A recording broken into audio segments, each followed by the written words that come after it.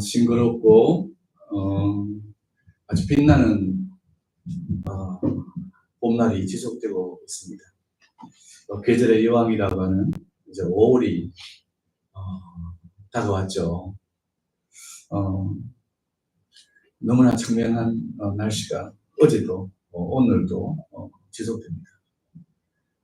이 땅에 좋은 날, 좋은 날씨, 또 흐린 날씨, 맑은 날씨, 이런 날씨가 반복적으로 돌아갑니다. 우리 인생에도 하나님께서 이런 다양한 다이나믹한 삶을 우리에게 제공하시고 우리가 또 싱그러움을 느끼고 그때는 좀 흐린 날씨도 느끼고 이렇게 하도록 하셨습니다. 오늘 말씀은 이웃 사랑에 대해서 말씀을 나누겠습니다. 예수님께서 오늘 본문을 보면 내 이웃을 내 몸같이 사랑하라고 하셨습니다. 이웃을 내 몸같이 사랑하는 것 자체, 이 자체도 우리가 이 땅에 하나님 나라를 이루는 이 전도 행위라고 할 수 있습니다. 내 이웃을 내 몸같이 사랑하는 자체가 이 세상을 변화시키는 행위라는 것입니다. 내 이웃을 내 몸같이 사랑하는 이 자체가 이 땅에 하나님 나라를 이루어가는 방식이기도 하다는 말씀입니다. 우리는 전도하면 어떤 이미지가 우리 머리에 박혀 있느냐. 우리 기독교는 상당히 외부 사람들이 표현하기를 공격적 전도 방식을 가지고 있죠. 나가서 외치고 지하철에서 성경 들고 다니면서 예수천당 불신 지옥을 외치거나 또 가가호 방문해서 교회에 나오라고 이렇게 행동하는 이 행위가 전도라는 성경은 이것이 우리 이미지 속에 들어있습니다. 이것이 우리 기독교의 나름대로 세상을 변화시키는 방법. 전도는 세상을 변화시키기 위한 방법이었습니다. 전도는 하나님 나라를 이루는 방법이었습니다. 그렇게 우리 머릿속에는 각인되어 있습니다. 맞습니다. 이런 행동도 전도입니다. 예수님께서도 제자들과 바로 이 선포 전도를 하셨고 이것이 오랜 교회의 전통이 되어 왔습니다. 그런데 예수님은 선포 전도와 함께 생활 전도, 곧 소외되고 어둠과 흑암에 있는 사람들과 함께하며 이들을 돌보고 치료하는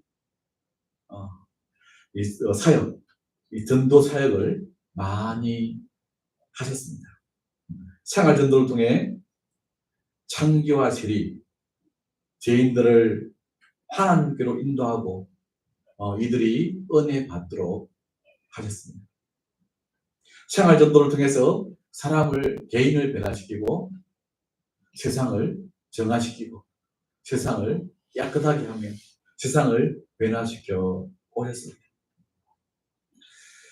세리였던 마태가 예수님의 사도가 되고 직업 여성이었던 막달라 마리아가 승려로 변하는 그러한 역사를 생활 전도를 통해서 이루어 오셨습니다.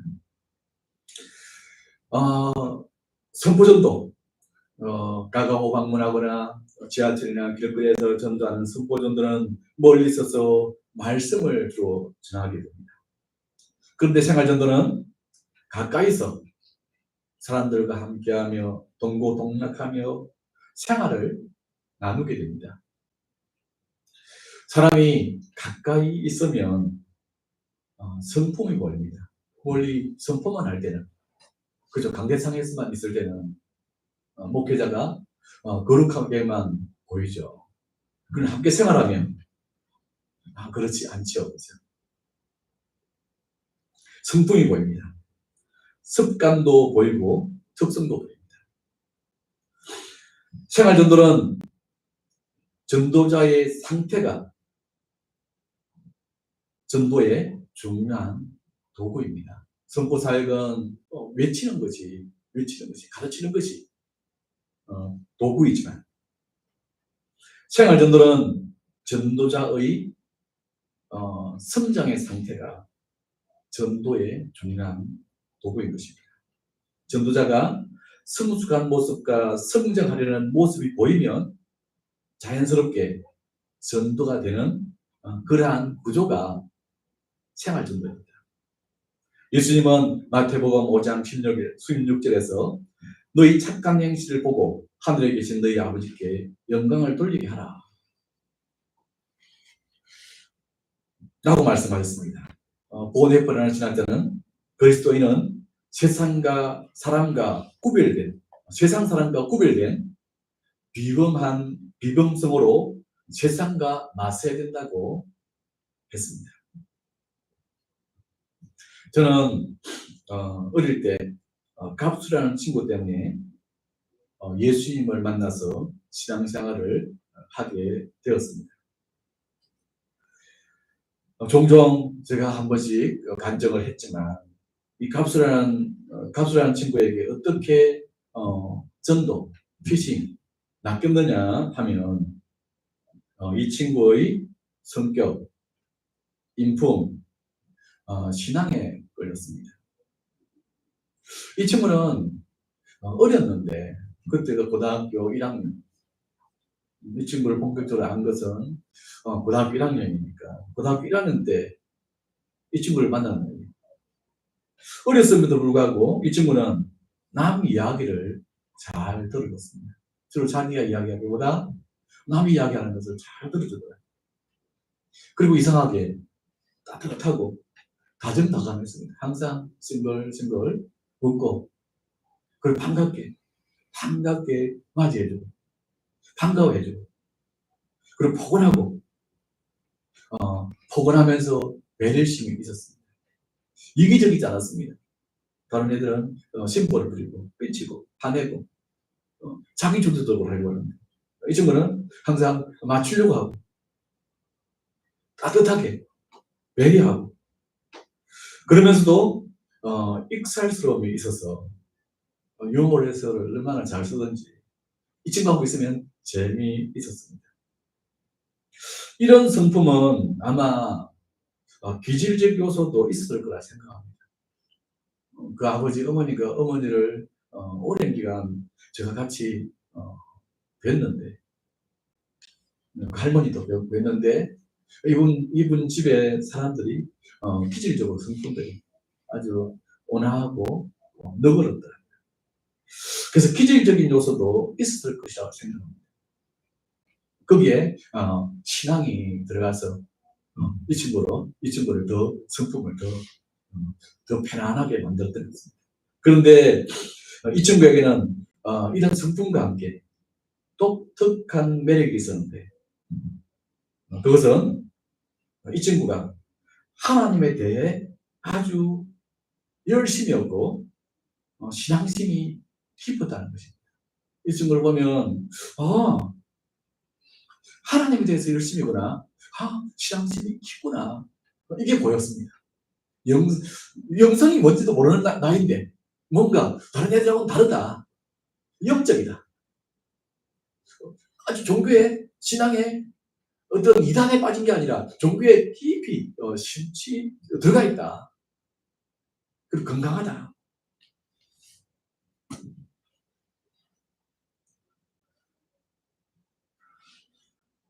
성품과 열정적 신앙심이 이 친구로 신비로운 아이로 만들었던 것 같습니다. 그래서 많은 애들이 이 친구를 좋아했습니다. 저는 이 친구의 모습을 보면서 매료되어서 이 친구가 가진 신앙에 관심을 갖게 되었습니다. 그래서 이 친구 따라서 집에 놀러도 가고, 이 친구가 다니는 교회도 따라가서 한번 참여해보고, 그러면서 조금씩 신앙의 세계로 들어가고 하나님을 만나는 복을 얻게 되었습니다. 그렇죠. 한 개인의 성장, 개인의 영적인 이 세계는 생활 속에서 사람들에게 영향을 미치는 큰 역사의 변화의 도구죠. 사람들에게 하나님 나라를 전파하고 하나님 나라를 이루고 사람들에게 하나님께로 인도하는 좋은 도구죠. 성경은 하나님의 사람이 갖춰야 할 가장 중요한 성품과 영성의 요소를 사랑이라고 말씀합니다. 고린도전서 13장 1절부터 3절에 보면 방언을 하고 천사의 말을 하고 예언하는 능력이 있고 영적 비밀과 지식을 알고 산을 옮길 만한 믿음이 있어도 사랑이 없으면 울리는 꽹과리가 되고 아무것도 아닌 것이 된다고 했습니다. 모든 것으로 구제하고 내 몸을 불사르게 내어주는 그런 자세가 있을지라도 사랑이 없으면 아무런 감동이 없고 아무런 유익이 없다고 했습니다. 사랑이 없으면 방언을 하고 예언을 하고 천사의 말을 하고 방언을 하고 신유를 하고 신비로운 하늘의 비밀을 알리고 산을 옮기는 그 믿음을 보여도, 그리고 자기 몸을 불살하게 내어주는 그런 희생적 모습을 보여도 사랑이 없으면 아무것도 아니다. 그냥 울리는 꽹과리가 없다. 사람들에게 감동을 주지 못한다. 사람들을 매료시키지 못한다는 것입니다.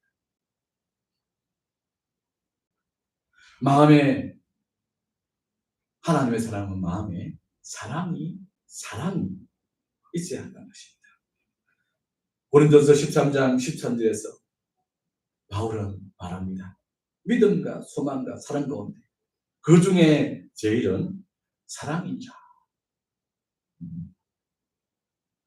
오늘 본문에서 예수님은 인간이 지켜야 할 가장 큰 계명을 말씀하셨는데,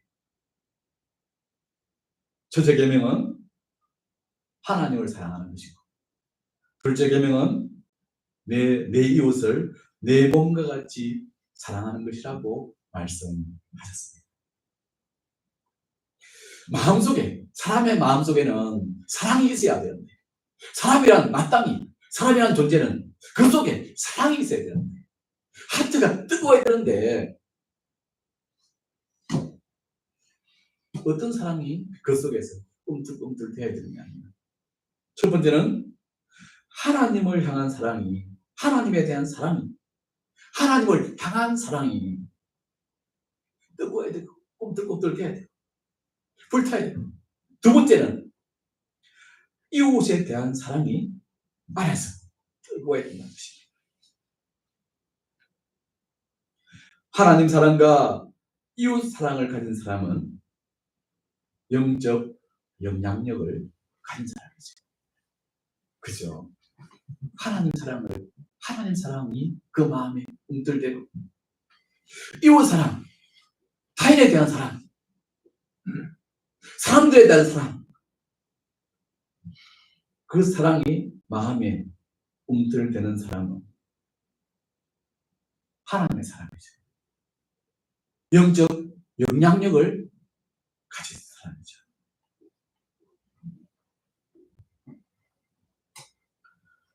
이 사람을 보고 사람들은 영적인 사람이라고 할 것이고, 이 사람을 보고 사람들은 빛이다, 소금이라고 할 것입니다.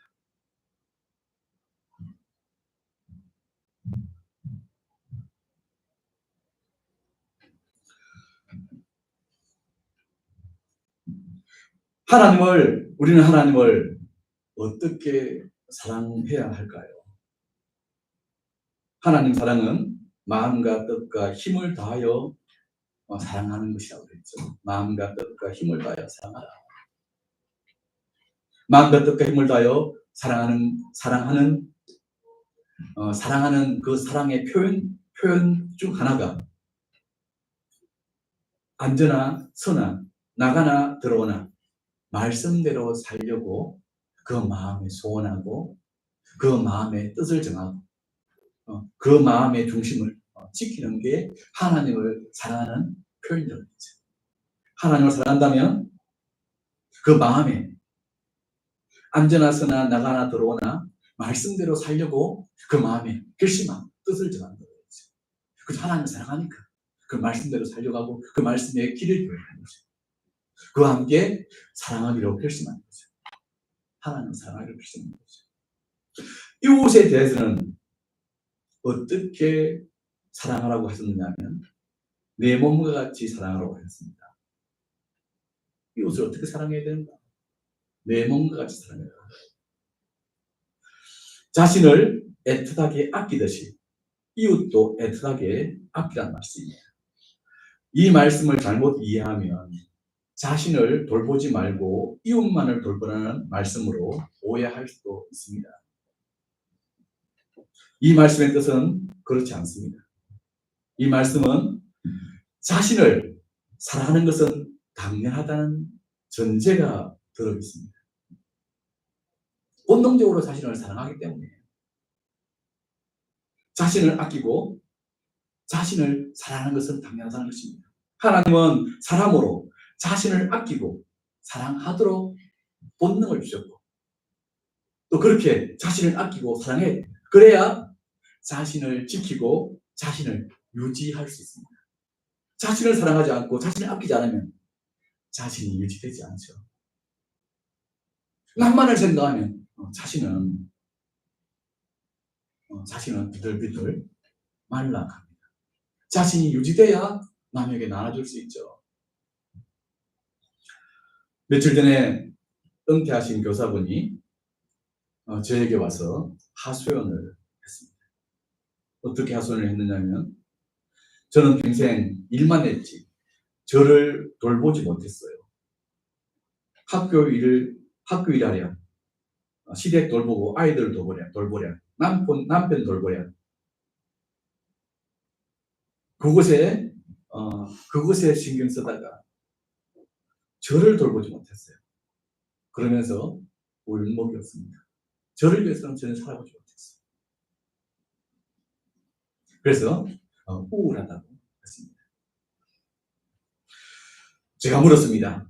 지금은 어떻게 살고 싶으세요? 그러자 그분이 말씀하셨습니다. 이제 저를 좀 챙기고 싶어요. 좋아하는 것이 무엇인지도 찾고 여행도 좀 다니고 저를 위해서 돈도 좀 쓰고 싶어요. 그런데 문제가 있어요. 문제는 시어머니와 남편인 거예요. 은퇴하고 하는 일 없는데 시부모를 챙기지 않는다고 또 남편 챙기지 않는다고 욕할 것 같아요. 그분들이 너무 신경 써요. 그래서 저를 챙기려고 하면 죄책감이 들어요. 불편함이 들어요. 그래서 제가 다시 질문했습니다.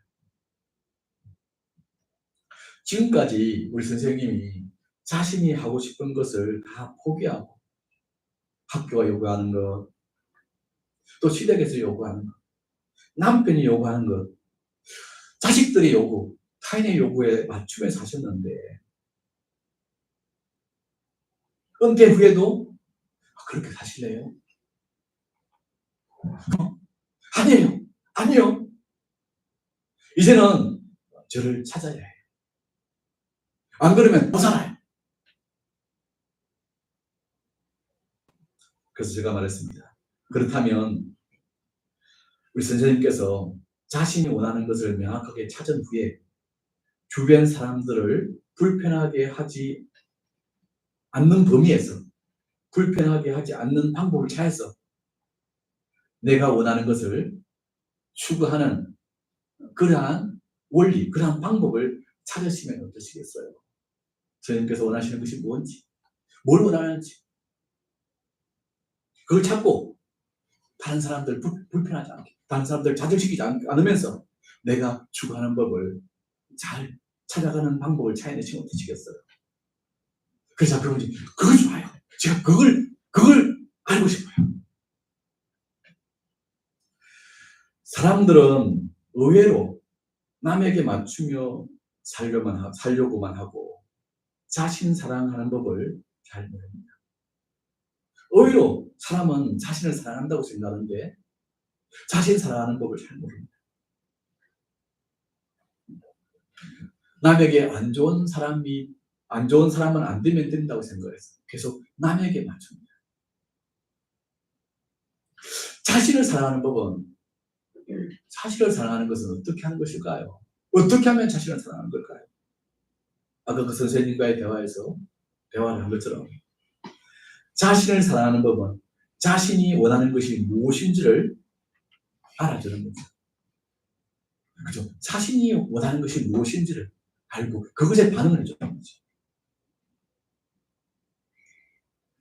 자신을 사랑한다면 자신이 무엇을 원하는지 그걸 알아야 되죠. 그걸 알아줘야지. 그리고 그것을 죄책감 들지 않게, 다른 사람들에게 피해를 주지 않게, 사회에 해가 되지 않게, 하나님 앞에서 전혀 꺼림낌이 없게 그것을 효과적으로 추구하도록 도와주고, 그것을 발현하도록 도와주고, 그것을 지지해주고, 격려해주고, 그것을 충족해주는 것이지요. 그렇게 해주면 자신이 행복해지지. 내가 원하는 것을 하고 있습니다. 내가 원하는 것을 하는데 하나님 앞에서 완전한 것이야. 하나님 보시기에 당당한 것이야. 하나님이 기뻐하는 것이야. 그리고 주변 사람들에게 피해를 주지 않아. 때때로 주변 사람들의 욕심 때문에 피해보는 것은 그 사람 문제고, 정당한 내 자신을 추구하는 것에서 그들에게 피해를 주지 않아. 그렇게 자기의 욕구를 알고, 자기가 원하는 것을 알고, 자기가 추구하고 싶은 것을 알고, 이것을 도와주면 사람은 행복해지죠. 고린도전서 13장에서 바울은 사랑을 이렇게 정의해 놓았죠. 사랑이란 성장할 것이라는 가능성을 믿고 신뢰해주는 것이라고 했습니다. 사랑이란 고린도서 13장 우리는 너무 잘 알고 있죠. 그렇죠? 사랑이란 나와 타인, 대상에 대해서 사랑이란 성장을 믿는 것입니다. 그 사람의 성장을 믿어주는 것입니다.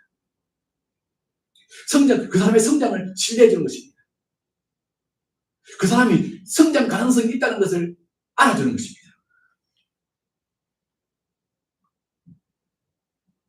그렇죠. 사랑한다면 사랑은 그 사람이 성장 가능성이 있다는 것을 믿어주는 거죠. 로저스라는 학자는 이것을 실현 가능성, 그 사람이 가진 실현 가능성을 봐준다고 했습니다. 개인에게는 개인 속에 들어있는 실현 가능성, 성장의 씨앗이 있는 것을 봐주는 것입니다. 이 사람은 성장의 씨앗이 있다. 실현 가능성이 있다. 이것을 봐주는 것을, 이것을 보는 것을, 이것을 인식하는 것을, 이걸 가슴으로 느끼고자 결심하는 것을, 이걸 사랑이라고 했어요. 그죠? 이게 기초가 되어야 되겠죠. 가능성이 없다. 저 사람 가능성 없어요. 저 사람 별 볼 게 없어. 그 사람 문제 많아. 저 사람, 나쁘다. 배드.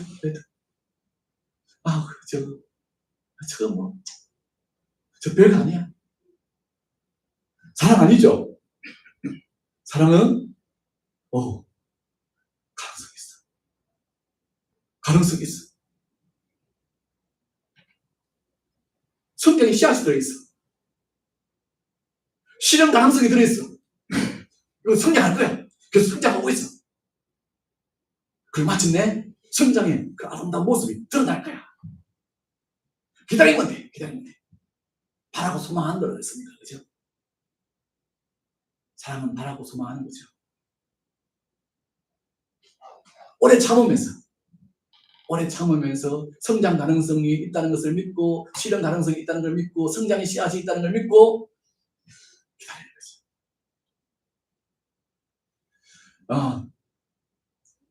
그래야 그 사람이 사랑을 느낍니다.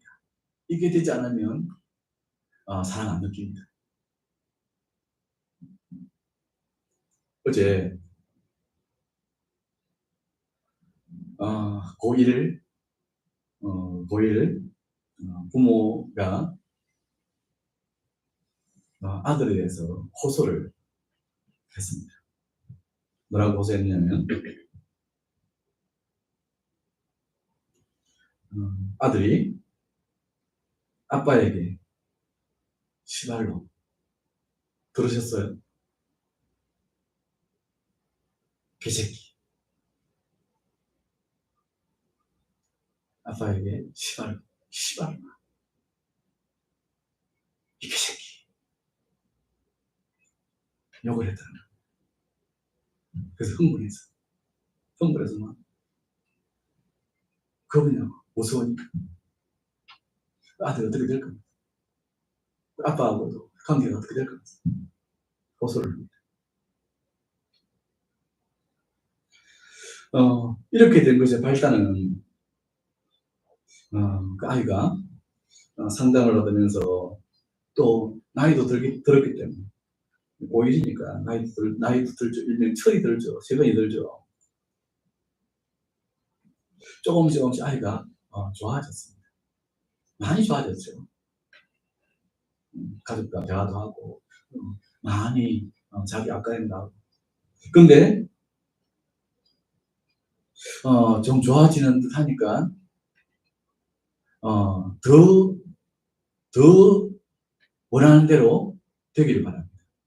안 좋을 때는 포기를 했다가 좋아지니까 더 원하는 대로 되기를 바랍니다. 그래서 집 방을 보고, 방이 항상 그랬는데 치울 때도 있고 안 치울 때도 있고, 근데 안 치워놓은 그 방을 보면서 잔소리하고 지적하고 요구하기 시작합니다. 이 방이 뭐냐? 개새끼들이 사는 곳이다. 개새끼라고 말을 했어요. 개새끼들이 사는 곳이다. 돼지우리냐? 그러자 자신을 개새끼보다 못한 놈이라고, 돼지새끼보다 못한 놈이라고 욕했다고 화가 나서 심란하다가 그럼 나도 욕을 하겠다 그러면서 시발로, 개새끼.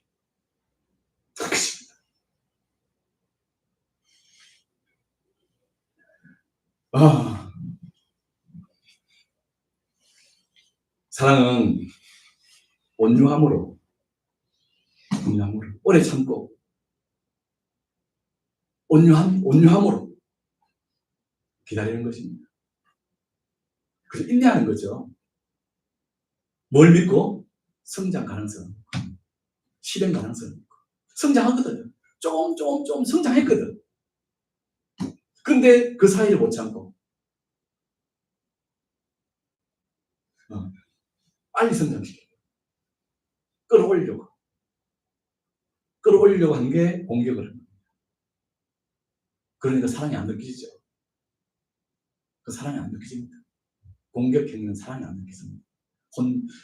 감정적으로 자기를 혼내는 것만 느껴지지. 그러니까 아이가 같이 공격을. 사랑은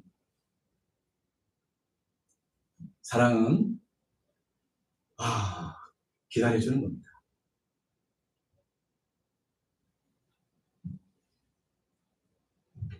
또한 사랑은 고린도서 13장에 상대에 대해서 무례하게 굴지 않는 것이라고 했습니다. 무례하게 굴지 않는다. 함부로 하지 않는다. 비난하거나 공격하거나 무식한 놈이라 그러거나 욕을 하지 않는다는 말입니다. 함부로 인격으로 대해야지 함부로 하지 않는다는 말입니다. 쉬운 대상이야. 자기보다 좀 쉽거나 그러면 사람은 함부로 합니다. 사랑의 표시가 뭐냐면 인격으로 존중해 주는 거죠. 무례하지 않는 거죠.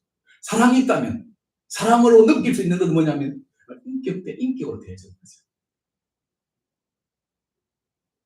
그죠? 아마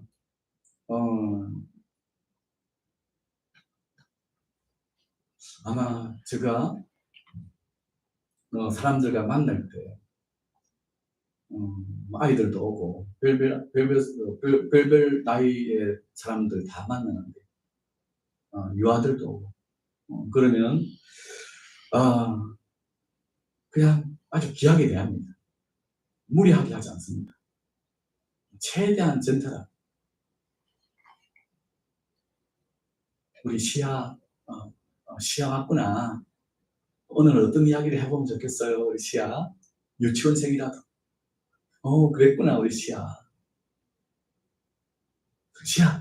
여기 잠깐 앉아볼래? 그림 한번 그려볼래? 시아 그래 그렇구나. 무리하게 하면 사랑 안 느낍니다. 인격으로 대하는 것이 사랑입니다. 인격 대 인격으로 대해주는 것이 사랑입니다.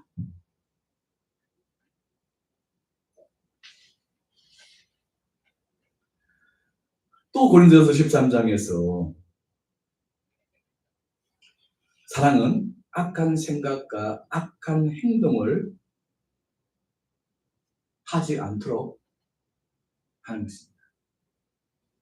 악한 생각과 악한 행동을 하지 않도록. 그죠? 악한 생각과 악한 행동을 하지 않도록 그 분위기를 만들어주는 거죠. 그와 함께 사랑의 중요한 요소는 허물과 약함, 오류와 실수가 일어날 때마다 7번뿐 아니라 7번, 70번을 용서해 주는 것이 사랑입니다. 사랑은 타인에 대해서, 사랑은 대상에 대해서 어떤 마음이 있는 거라고요? 용서의 마음이 항상 열려 있는 것입니다. 사랑은 그 대상에 대해서 오류와 실수, 허물에 대해서 그럴 수 있다. 얼마든지 그럴 수 있다. 사람이니까 얼마든지 그럴 수 있다. 7번뿐 아니라 70번 더 할지라도 그것을 이해해주고 받아주고 수용해주는 것이 사람은 이걸 느낍니다. 나를 수용해준다. 나를 받아주네. 내가 어떤 모습을 보여도 어떤 허물이 있어도 어떤 약점이 보여도 받아주네. 이것이 되는 사람은 친구가 되고 이것이 안 되는 사람은 거기서 친구가 끝납니다. 친구가 조금 더 깊이 되려고 하는 단계에서는 뭐냐면 용서하는 그 세계가 그 세계에서 열리느냐 안 열리냐. 용서하는 오류가 일어났을 때, 실수가 일어났을 때 용서를 서로 하면 친구로 성장하고 용서가 안 되면 이제 끝납니다.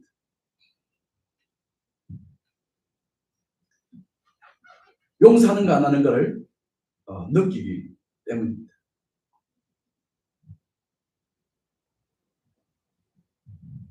그렇죠.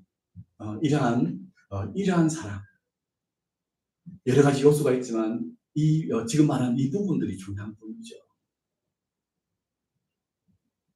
사랑은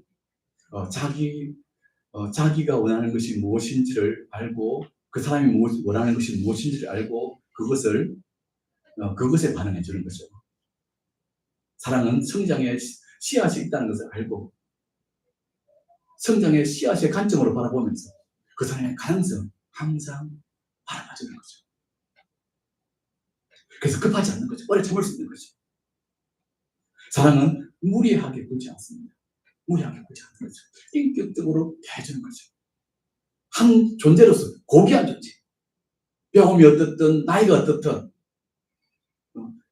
가짐이 어떻든 소유가 어떻든 어떤 허물과 오류 실수가 나타나든 그것은 인간에게 얼마든지 일어날 수 있다는 것을 알고 비록 그것이 나에게 가해진 것이라고 할지라도 나에게 그런 실수와 오류가 나타났을지라도 그것을 용서해주는 것이 사랑이죠. 용서해줄 수 있는 게 사랑이죠.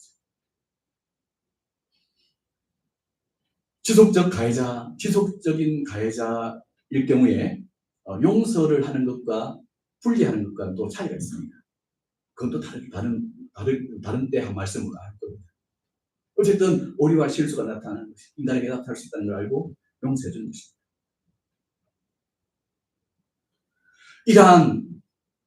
이러한 사랑은 이렇게 구체적입니다. 단순히 사랑해야지가 아닙니다.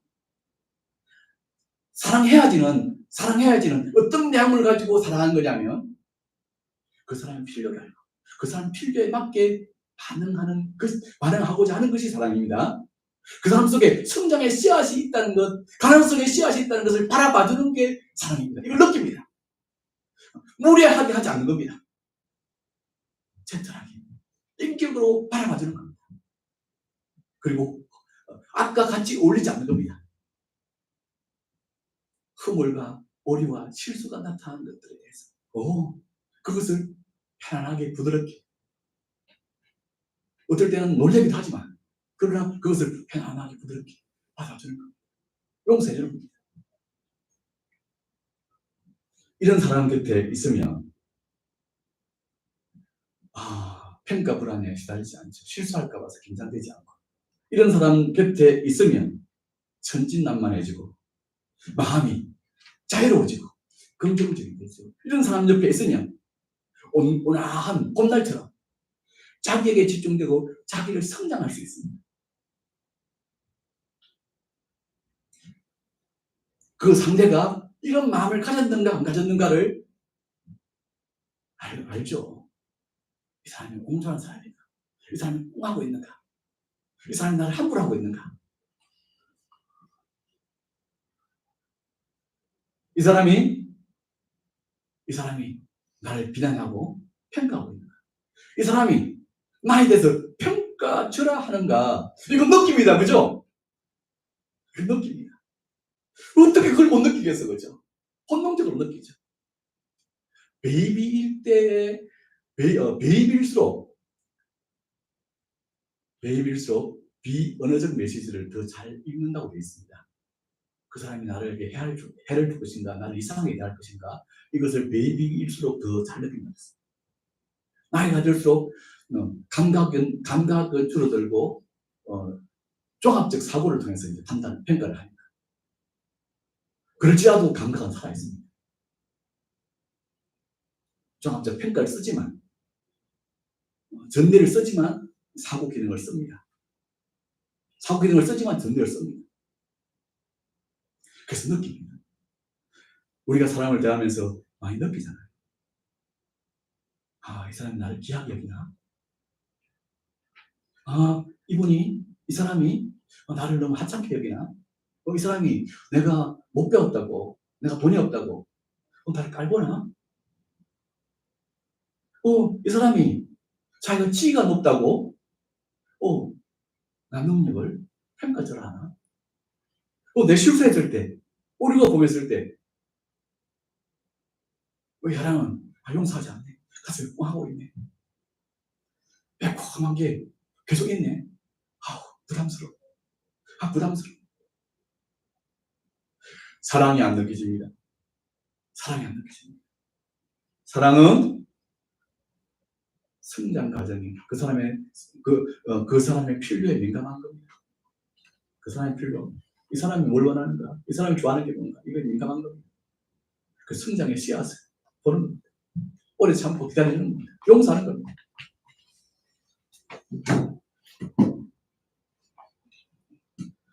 이러한 사랑을 나에게 줘야 합니다.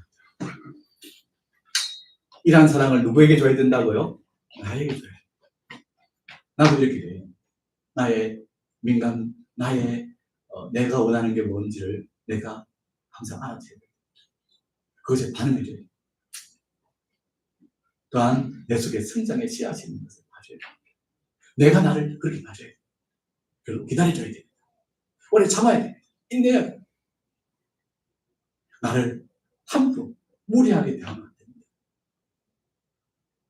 그 나를 악으로 악한 생각과 악한 행동에 방치시키면 안 됩니다. 내가 오류와 실수와 허물이 나서 그것을 계속적으로 허용해주고 계속적으로 용서해주고 그곳에서 일어날 수 있어요. 예수님처럼 다시는 가서 죄를 범치 말라. 계속 격려해줘야 돼요. 그래야 내가 나한테서 살아남습니다. 내가 나를 사랑하지 않으면 내가 못 살아남죠. 그렇죠. 내가 못 살아남습니다. 나에게 반응해주지 않고 나를 계속 비난하고 나의 성장, 나는 나의 가치를 절하하고 용서하지 않고 나를 함부로 하면 내가 죽습니다. 나를 사랑합시다. 나를 사랑합시다. 나를 사랑하는 이 사랑으로 누구를 사랑해야 되냐면 나를 사랑하는 이 사랑으로 나를 아끼는 이 아낌으로 누구를 아껴야 되냐면 내 이웃을 아껴야 됩니다. 예수님은 나를 내 몸같이 내 이웃을 사랑했습니다. 나를 아끼듯이 이웃을 아끼라 했습니다.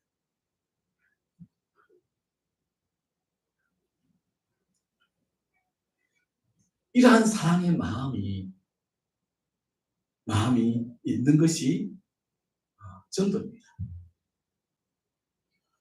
이러한 사랑의 마음을 가진 것이 전도입니다. 외치는 것도 전도고 가가고 방문하는 것도 전도고 다양한 전도지만 사랑의 마음을 가진 것, 이웃을 내 몸같이 사랑하는 이 사랑의 마음을 가지고 있는 이것이 전도인 것입니다. 우리 주님 예수님께서도 이러한 사랑법을 사용하였습니다. 예수님은 이 마음이었죠, 그렇죠? 예수님을 만나면 예수님은 항상 원하는 게 뭔지를 찾습니다. 내가 원하는 것이 무엇이냐? 내가 뭘 도와줄까? 38년 된 병자에게 병이 오랜 줄 아시고 내가 뭘 도와줄까? 내가 뭘 원하느냐? 소변거지 받으며 내가 뭘 원하느냐? 원하는 것을 묻습니다. 그 원하는 것에 반응하려고 하죠. 우리는 원하는 것에 반응하지 않고 자꾸 타인에게 내가 주고 싶은 것을 억지로 줍니다. 얼마 전에 워크숍을 할 때 떡국을 먹는데 목사님 한 분, 사모님 한 분 앞에 서로 한 상에 앉아서 먹는데 목사님이 자꾸만 자기 먹던 떡을 사모님한테 떠줍니다. 그래서 저 사모님이 괜찮아요. 난 이만큼은 됐어요. 그러니까 목사님이 아니에요. 제가 사모님 떡국 좋아하는 거 아세요? 언제 한다고 사모님을? 잘 모르는 분이거든. 사모님 좋아하는 거 알아요. 누구 사랑법? 자기 사랑법입니다. 자기 사랑법. 그렇죠. 누구한테 맞춰야 돼? 사랑하려면 누구한테 맞춰야 돼? 그렇죠. 두루미와 여우. 그렇죠. 이석과의 두루미와 여우. 여우는 두루미에게 뭘 먹여야 돼? 고리병을 줘야지. 배려하려면. 아니, 두려움이는 여우는 두려움에게 뭘 대접해야 돼? 고리병을 대접해야 돼. 여우는 두려움이는 여우에게 뭘 대접해야 돼? 접시를 대접해야지. 그 사람의 필요를 채워줘야지. 근데 자기가 좋다고 생각하면 줘. 그건 사랑 아닙니다. 근데 사랑은 마음이래. 사랑이 마음이래. 그 사랑 아니에요. 그 사람의 필요는 중추 1번이 가렸다는데 꼬리뼈를 긁어주고 있어. 왜 내 마음을 모르냐? 짜증내니까 왜 내 마음을 모르냐? 그 사랑을 못 느끼냐? 못 느껴! 가려운 곳을 정확하게 파악해서 거기를 긁어줘야지. 그러면 사랑을 느껴. 사랑은 상대의 그죠? 이웃의 필요를 체크하고 그 필요에 반응해주는 거야. 어디까지 말해주고 어디까지 말하지 말고 어떻게 반응하고 어떻게 반응하자. 뭘 주고 뭘 안 주고. 그게 사랑입니다. 그죠? 우리 주님은 이 사랑법에 뛰어나셨어요. 우리 주님은 사람의 성장 가능성을 항상 보셨어요. 그러니까 예수님에게 사랑을 느꼈어요. 그 성장 가능성이 있다. 예수님은 계속 용서하셨어요. 무리하지 않으셨어요. 그 누구도 어린아이일지라도 무리하게 대하지 않으셨어요. 이 사랑의 세계들을 우리가 소유하고자 소망합시다. 이 사랑의 세계들을 우리가 갖고자 결심합시다.